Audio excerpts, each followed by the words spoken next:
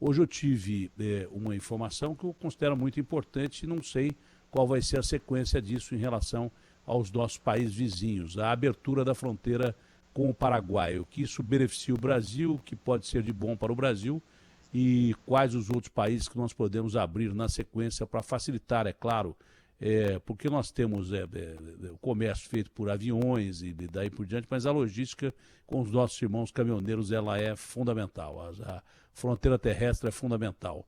Bom dia, ministro, é um prazer falar com o senhor. Bom dia, Datena, prazer é meu, uma alegria estar aqui novamente, né, num programa tão importante. Bom dia a todo mundo que nos ouve aí na Rádio Bandeirantes. Esse é um marco de fato, a gente vem abrindo as fronteiras paulatinamente, observe que nós abrimos já totalmente as fronteiras aéreas, né? Então a gente já liberou para os voos internacionais, que estão voltando de uma forma tímida ainda, mas isso é muito importante para nós. O mercado do setor aéreo trabalha com muita previsibilidade. E agora essa abertura de fronteira terrestre, né, com o Paraguai inicialmente, isso é importante porque há uma relação muito forte de comércio entre os dois países, né? Muitos produtos paraguaios são exportados por portos brasileiros. A gente tem um terminal no Porto de Paranaguá dedicado a isso. Então, o trânsito de caminhões é intenso e essa é uma sinalização fundamental. E eu acredito que, na sequência, essa medida vai se estender para outros países, né? Para o Uruguai, para a Argentina, para a Bolívia, né? Então, paulatinamente, as nossas fronteiras vão sendo abertas. Isso é importante para a circulação de mercadorias e para a circulação de pessoas. Tem uma questão social também nessa abertura. Então, a gente vai reintegrando os países da América do Sul e isso é fundamental. O nosso comércio com a Argentina já foi maior, mas ainda é muito importante. Acho que é o nosso maior parceiro na América do Sul. O senhor tem previsão de abertura da fronteira terrestre para com a Argentina? Ainda não temos, né? Porque observe que a decisão de abrir uma fronteira terrestre é uma decisão sempre bilateral, envolve a negociação entre os dois países e vai depender muito do comportamento epidemiológico também digamos, dos países. Então, no final das contas, é uma decisão que vai caber, em última análise, a autoridade sanitária brasileira e a autoridade sanitária argentina. Então, a gente tem que ver o melhor momento para fazer essa abertura, mas, obviamente, a gente tem todo o interesse em abrir. Olha, contrariando informações que a gente tem recebido do resto do mundo, de coisas que tais, há muita conversa a respeito do assunto, porque é um assunto importantíssimo, né? A vacina é capaz de salvar o mundo, né? Então a vacina é fundamental. O ministro Pazuello falou, olha, vacinação em massa começa em abril, eu não quero ouvir mais falar disso, porque vai começar em abril. E aí entra uma parte importante, que é essa palavrinha chamada logística, que depende do senhor aí. Como é que está a logística? O Ministério está preparado para a logística de uma vacinação em massa? O Brasil, que é um exemplo de vacinação em massa, até pelas doenças que nós temos aqui, outros países não têm. Então, a gente é exemplo para a vacinação em massa. Esse é um dos aspectos que nós somos escolhidos para testes de quase todas as vacinas que nós temos no mundo, né? A gente tem uma base científica muito boa e tal, mas nós temos uma campanha de vacinação e o que é mais importante, porque se não tiver a vacina, ninguém toma, a distribuição da vacina para locais até inóspitos do país. Fora isso, o Brasil é um país que é um país continente, é tudo muito mais difícil, porque nós temos uma proporção gigantesca de território para ser coberta. Nós estamos preparados logisticamente para a vacinação em massa, ministro? Estamos sim, Datena, a gente está preparado. Observe que a determinação do presidente Bolsonaro na pandemia foi manter a logística operando e que a gente conseguisse, né, levar equipamentos de proteção, insumos médicos a todos os cantos do país, né, para os profissionais de saúde, para as pessoas que necessitavam. Tivemos uma vitória silenciosa que conseguimos atravessar esse período de pandemia com toda a logística funcionando e isso nos deu um grande know-how. Então, nós estamos prontos para encarar essa questão da logística de distribuição da vacina, usando o modo de transporte aéreo, porões de aeronaves de transporte de passageiros, né, táxis aéreos, aviões da FAB, da Força Aérea Brasileira, o apoio do Ministério da Defesa, né, o transporte hidroviário na região amazônica, o transporte rodoviário entre localidades mais próximas de centros de distribuição. Então, a pandemia que foi onde nós tivemos uma vitória silenciosa, que foi garantir o abastecimento nesse momento de crise que teria aí um grande impacto social. Então, mantivemos tudo, as prateleiras abastecidas, o gás de cozinha, o combustível, nos ensinou muito, né? E nós estamos prontos, sim, para encarar esse desafio da logística e distribuição de vacina. Por ser um produto perecível e ter que ter velocidade até para a distribuição dessas vacinas, e são milhões de vacinas para o país inteiro, as aéreas deverão ajudar, né? Tomara que chegue logo a vacina também, para que as aéreas sejam ajudadas. Eu tô dizendo, não é por causa do dono das companhias aéreas, não. Esse, para mim, só importa porque ele dá emprego, porque os caras estavam cobrando de preço de passagem, é um absurdo, é um assalto. Você voar 25 minutos daqui a Florianópolis, o cara te cobra 6 conto ida e volta para cada perna. Eu tenho a impressão que os caras têm que rever isso também quando voltar à normalidade. Mas o senhor sabe que ontem eu levei um susto quando eu vi um avião aqui em São Paulo, um avião de carreira. Eu olhei para o céu e falei, pô, um avião, fazia tempo que eu não via isso. E é impressionante, porque o tráfego aéreo aqui em São Paulo é uma coisa impressionante, mas eu pensei até que era um disco voador, porque fazia muito tempo que eu não via um avião. Mas isso pode ser um fator de recuperação das aéreas também, importante também para a logística, porque a distribuição de vacina passa muito por avião, não, ministro? Com certeza, porque tem que ser rápido, né? E ela tem que ser corretamente acondicionada, ela tem que se manter. É um transporte de um material biológico, um material sensível, ela tem que ser corretamente acondicionada. Durante a pandemia, nós fizemos adaptações na regulação para transportar exames, né, por meio de táxis aéreos, né, por meio de empresas de aviação as mais diversas e nos porões das aeronaves. Isso funcionou muito bem, então também nos deu know-how para esse transporte de vacina, né? Nós estamos prontos sim para isso. De fato, o transporte aéreo felizmente está voltando, né? A gente já está aí com mais de 50% em relação ao que nós tínhamos no período pré-pandemia. A gente chegou a 90% de queda, né? A gente ficou só com 10% no movimento. A aviação agora, entre julho e agosto, cresceu 14%. Então é uma retomada até mais rápida do que nós estávamos esperando. E isso vai nos permitir dar continuidade numa agenda que vai levar à diminuição do preço de passagem, né? Que é a agenda de abertura, de combate ao monopólio na distribuição de combustível, de proporcionar maior competição. E agora, recentemente, a gente lançou o programa que é o Voo Simples, que é um programa de simplificação regulatória. A gente está mudando mais de 50 itens da regulação para tornar a atividade aérea no Brasil menos onerosa.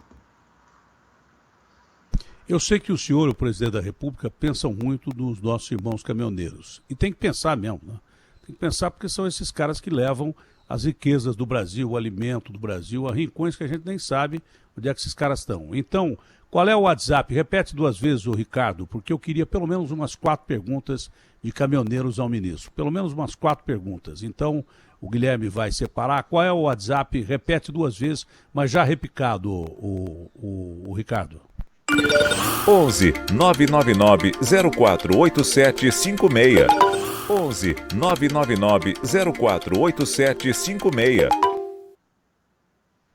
Essas mudanças da lei do trânsito passam muito pelos caminhoneiros, né? Para não permitir que os caras percam as cartas rapidamente, porque eles precisam da carta para poder trabalhar. E a extinção desses radares pardais aí, o senhor tem notado alguma diferença com a mudança das novas leis? Quer dizer, a mudança das novas leis nós vamos ter que esperar um pouquinho, né? Tem um estamento burocrático e tal, mas a extinção desses radares pardais que pegavam todo mundo, muito mais com o objetivo de arrecadar dinheiro do que praticamente evitar acidentes.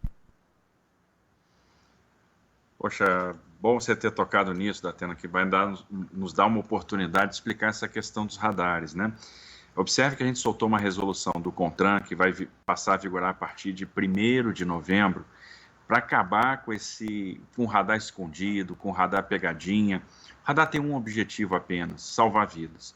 Então, existem pontos onde o excesso de velocidade é o responsável pelo acidente, pela maioria dos acidentes, e a gente tem que forçar o condutor a baixar a velocidade. Então, a gente não pode ter o interesse de multar, não pode ter radar em marquise, não pode ter o radar em poste, não pode ter o radar na árvore, não pode ter o radar escondido atrás da placa. Isso vai acabar, porque isso está na norma do CONTRAN a partir de agora. Então, a ideia é colocar o radar de forma ostensiva, né? A gente tem que... todo mundo tem que enxergar o radar. A gente, por exemplo, se a gente vai diminuir a velocidade numa transição de uma rodovia rural, que a gente chama que é aquela faixa que não é urbana, para a área urbana, para o perímetro urbano, que é onde a gente tem maior circulação de pessoas, a gente vai ter que fazer essa diminuição de velocidade gradativa, né? Então, nós vamos ter que sempre divulgar isso. A posição de cada radar vai estar divulgada na rede, vai estar divulgada na internet. Então, todo mundo vai poder acessar a internet e saber onde é que está o radar. E nós vamos fazer essa progressão de velocidade, o fim do radar móvel. Então, a ideia é tornar, dar efetividade ao instrumento, que é, no final das contas, baixar a velocidade do condutor aonde aquele excesso de velocidade pode causar acidente. Numa curva acentuada, numa área urbana, onde eu tenho uma escola, onde eu tenho travessia de pedestres, e não multar, né? Porque a gente não pode ter essa finalidade de arrecadar. Então, essa sempre foi a diretriz do presidente, nós estamos seguindo, e essa norma do CONTRAN, ela vem em apoio a isso. Como veio também a alteração do CTB. Essa mudança no Código Brasileiro foi inspirada pelos profissionais. O presidente teve essa sensibilidade. Puxa, eu preciso olhar pelo motorista de caminhão, pelo motorista de Uber, pelo taxista, que atinge muitas vezes, com muita facilidade, aquela pontuação de 20 pontos. E perder a carteira de motorista é perder a carteira de trabalho para essas pessoas. Então, por isso que se aumentou a pontuação, né? Por isso que se aumentou o prazo de validade também, porque não tinha razão orgânica para a pessoa estar fazendo exame de 5 anos, tornar a vida do cidadão mais barata, mais fácil. Esse foi o objetivo. Não, e educar é muito melhor que você penalizar, principalmente um povo que já não tem mais dinheiro, nem para comer, quanto mais para pagar a multa, né? Principalmente os caras que estão trabalhando com táxi, com Uber, com caminhão. Os caras já não têm mais grana para arrangar, para comer, para levar alimento para casa. Aí você vai ficar fazendo pegadinha com o cara. E tem mais um detalhe, o senhor foi muito feliz, o radar móvel, como o cara pode colocar em qualquer lugar... quando o cara passar pelo radar, ele vai perceber o radar ou quase passando pelo radar. Às vezes ele está na velocidade da pista, mas a tendência natural, é um reflexo natural do ser humano, é brecar. E quando breca, às vezes pode provocar um acidente enorme num local em que o cara está cumprindo com a lei, com a velocidade, mas a primeira coisa que você faz, mesmo estando na velocidade da pista, você vê um radar de surpresa, é você enfiar o pé no breque. E aí você pode cometer uma infração ali e provocar um acidente gravíssimo. Eu já vi isso várias vezes, eu quase me envolvi em acidente, estando na velocidade da pista, quando você vê o pardal, pá, você pega e breca. E já vi acidente acontecer, isso não foi poucas vezes não, mesmo porque eu sempre viajei muito de carro por força de trabalho, né? E já tenho 63 anos de idade, eu vi muitas vezes acidentes por causa de radar escondido. Então isso é uma barbaridade. Ministro, se o senhor permitir, eu já tenho 3 perguntas de caminhoneiros aqui e vou passá-las ao senhor. Depois eu prometo também ser rápido, só tenho mais uma pergunta, na verdade. Na verdade, mais 2 perguntas só. Eu sei que o seu tempo é muito importante. Mas vamos ouvir quem mais interessa, né? Que é o cara que está ouvindo a gente e tem interesse em falar com o senhor. E as perguntas são muito mais inteligentes do povo, porque o povo tem cara que é secretário de transporte, nunca entrou num transporte coletivo. Tem cara que é secretário de saúde e nunca foi numa UBS, coisas assim. Então o povo pergunta muito melhor. Outro dia eu fiz uma experiência com o professor da Fiocruz, professor Rivaldo, e todas as perguntas que vinham do povo, falaram, essa pergunta é interessante. As que eu tinha feito antes, umas 10, ele não falou nenhuma vez que era interessante. Então o povo entende muito mais do que a gente. A gente é que é besta, que acha que entende melhor que o povo. Vamos ouvir então os nossos irmãos caminhoneiros aí. Bom dia, Rádio Bandeirantes, Roberto Bragalha, caminhoneiro, há 32 anos aí, graças a Deus. Ministro, o que pode fazer para nós a respeito do pedágio e cada vez aumentando mais o número de pedágio aí nas rodovias paulistas principalmente? Tem algum projeto para nós aí, para a melhora dos pedágios aí, ó? Bom dia. Ô Roberto, bom dia. Infelizmente, assim, com relação às rodovias paulistas, a gente não pode fazer nada, porque tem uma questão de divisão de competências, né? A gente só trabalha com as rodovias federais. Nas rodovias federais, a gente está sendo muito cuidadoso na hora de estruturar as concessões. Então, a gente está olhando muito a questão da tarifa. Por exemplo, nós vamos fazer uma licitação de Nova Dutra ano que vem, no início do ano que vem. É uma licitação que deve trazer aí quase 40 bilhões de reais de investimento. Nós vamos ter iluminação na rodovia de ponta a ponta, 4 faixas na descida e subida da Serra das Araras, e com uma diminuição de pedágio que pode chegar, pode proporcionar uma redução do custo de viagem do Rio de Janeiro para São Paulo de até 35%. Então, a gente está tendo cuidado de trazer isso para as estruturações, além dos serviços agregados. A gente vai ter uma classificação de segurança internacional de rodovias, isso vai impactar a forma como a gente opera, para aumentar a segurança. Então, a rodovia nossa vai ter a mesma classificação que qualquer rodovia no exterior. Pela quantidade de estrelas que a rodovia vai ter, a gente vai saber que padrão que ela está em relação às rodovias que estão lá fora, que a gente vai usar os mesmos parâmetros, né? Câmara inteligente, integrada com sistemas de segurança pública para combater o roubo de carga, pontos de parada e descanso operado pelo concessionário, né, para que os caminhoneiros tenham um local seguro para descansar. Nós vamos ter em algumas rodovias tarifa diferenciada para pista simples e pista dupla, ou seja, para o usuário não pagar antecipadamente um serviço que ele ainda não tem. Então, ele só vai pagar aquela tarifa de pista dupla quando ele receber realmente a pista duplicada. Então, tem uma série de inovações aí regulatórias, pensando realmente na vida do usuário, para que a gente cobre o que é justo. É necessário fazer concessão, porque não há recurso fiscal para manter a nossa malha, mas isso tem que ser justo. Não, e cobrando o que é justo, não vai faltar empresa na licitação. Eu tenho certeza que vai sobrar empresa na licitação, porque tem alguns contratos que, se examinados à luz da lei, meu Deus, tem alguns contratos, na hora de fazer contrato tem que ter muito cuidado, mas muito cuidado. E há perguntas que até hoje não foram respondidas com algumas concessões feitas, principalmente aqui em São Paulo. Tem alguns pedágios exorbitantes. Tem pedágio da Ecovias aqui, quase R$28. Se o cara vai de Fusca, ele tem que deixar o Fusca no pedágio e seguir a pé. Ele paga o pedágio com o Fusca. Com uma Brasília mais velha, ele deixa o carro e vai embora. Pega um ônibus. Então, pega o meu carro aqui, que é o preço do pedágio. Então, mesmo com preço justo, ministro, o senhor está rindo, mas é verdade. Mesmo com preço justo, vai aparecer empresa pra caramba para a licitação. Tudo que é justo, que é correto, todo mundo ganha mais. Isso é que é legal. Tem mais um caminhoneiro perguntando aí. Datena, Ananias, motorista profissional. Tira uma dúvida com o ministro aí.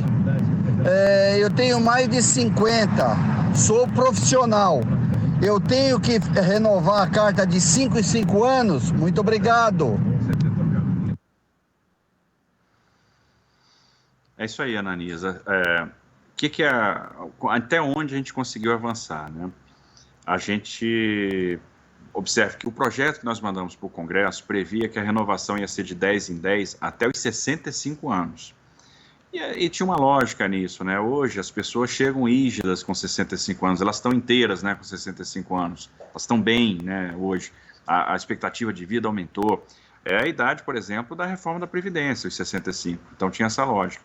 Então era 10 em 10 até os 65. O Congresso modificou isso, ficou de 10 em 10 até os 50 anos. E a partir dos 50, de 5 em 5 até os 70, e a partir dos 70, de 3 em 3. Então, para quem está com mais de 50 anos, na hora de renovar a carteira, vai ter que renovar a cada... Pois não, Datena. Me permita uma parte. Como os caras enfiam, de vez em quando, emendas, como aquele cara de Minas Gerais enfiou essa emenda aí, desse artigo que propiciou a soltura do André do Rep, não dá para tentar retroagir, ou isso é impossível, e pensar, talvez o motorista profissional não devesse ter uma atenção especial, o motorista de caminhão, o motorista de táxi, porque aquilo que o senhor disse, 50 anos é uma idade em que o cara está em plena atividade, né? Eu não sei se 55 anos ou coisa assim, isso não dá para ser reformado ou não? Não dá para se pensar nisso? Porque você vê, a entrevista começou a ficar muito interessante depois que os caras começaram a perguntar. Bom, você é o exemplo disso, Datena, que você está com 63 aí, está inteirão. É assim, é um exemplo pra gente aí. Então, parabéns. Pelo menos a carenagem. Por dentro não tá tão bom assim, mas carenagem dá para quebrar o galho. Tá bem. E eu acho o seguinte, dá sim, o que acontece? A gente deu um primeiro passo, foi um primeiro passo importante, a gente quebrou uma inércia de anos, né? O que a gente pode fazer? O presidente já disse que tem interesse em fazer isso, que o presidente ele se coloca no lugar das pessoas, ele se coloca no lugar desses profissionais. Então ele tem o interesse já de, muito brevemente, já mandar uma outra revisão, né? Já mandar um outro projeto, tentando melhorar pontos que a gente ainda não chegou na melhor configuração. O presidente tem muito interesse em facilitar a vida das pessoas. Então, isso é possível a gente rever no futuro, num outro projeto de lei, e ir batalhando para que ele fique cada vez melhor, principalmente para esse profissional. Mais uma pergunta e depois eu tenho a última pergunta a fazer ao ministro, para liberar o ministro, que tem uma agenda, como todo dia, muito carregada. Vamos à próxima pergunta de mais um irmão caminhoneiro aí. Com as cartas rapidamente. Ministro, bom dia, Luiz Gonçalves. Como é que vai ficar a situação dos pontos de apoio que estão previstos na lei do caminhoneiro, hein? Tem muito lugar que não tem. Como é que vai ser feito isso? E para as empresas respeitar aí os pontos de descanso. Muito bem, Luiz. Pergunta interessante. Nós temos algumas linhas de ação. Primeiro, nas novas concessões que estão sendo estruturadas, isso vai começar a partir da concessão da BR-153 Goiás-Tocantins, que está para sair do TCU. E aí, a partir daí todas, daí em diante, 163 Pará, 381 Minas, 262 Espírito Santo, Nova Dutra e os 18 mil quilômetros de concessões que virão por aí.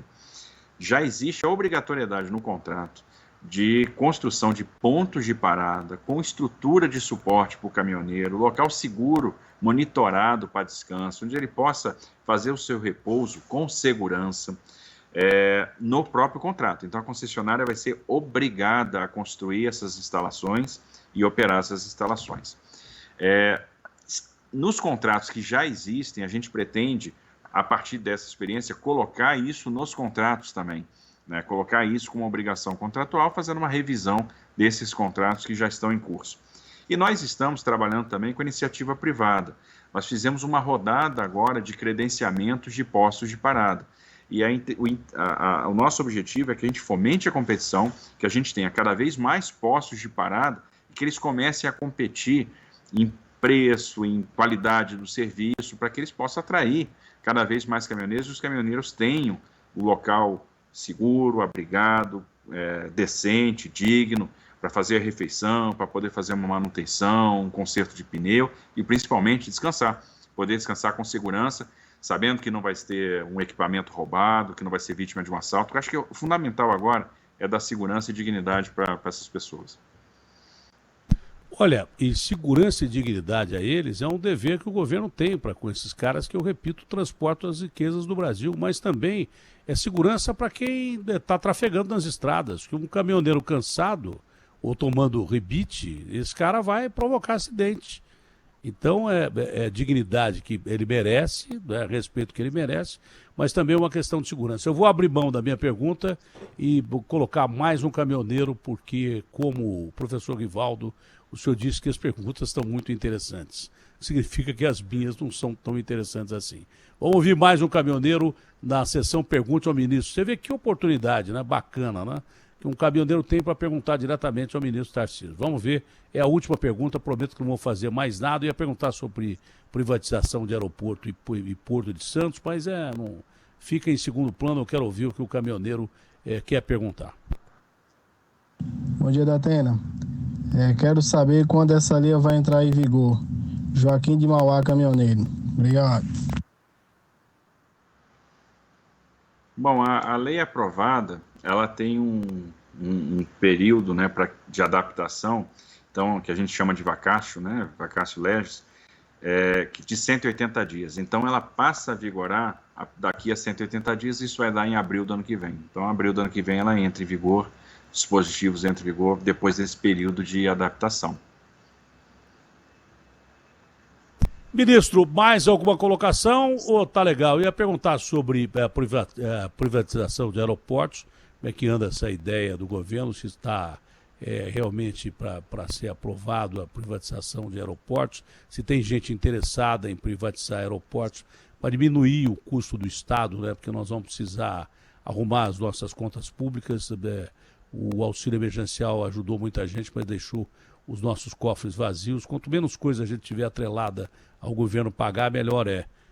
E a questão eterna do Porto de Santos, eu estou dizendo o Porto de Santos que é um negócio muito problemático, né? Aqui é onde mais sai, principalmente cocaína do mundo. É um negócio complicadíssimo. Essa é a última pergunta e aí eu prometo que não vou mais incomodar o senhor. Primeiro, pergunta interessante, Datena. Bom, vamos lá.